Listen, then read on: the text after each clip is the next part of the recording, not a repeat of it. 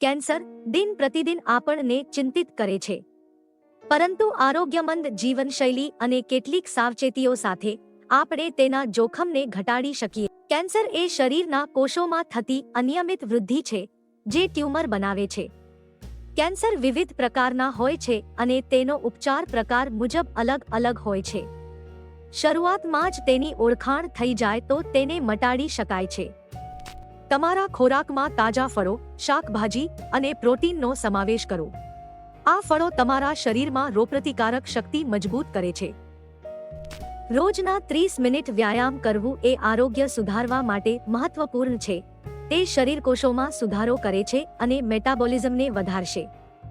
માનસિક તણાવ પણ કેન્સરની શક્યતાઓને વધારી શકે છે. યોગ, ધ્યાન અને મનગમતી પ્રવૃત્તિ તમારા મનને શાંત કરે છે. તમાકુ અને આલ્કોહોલ પીવું કેન્સરની ગંભીર આવૃત્તિઓને વધારી શકે છે. આથી આ નશાઓથી દૂર રહેવું મહત્વપૂર્ણ છે.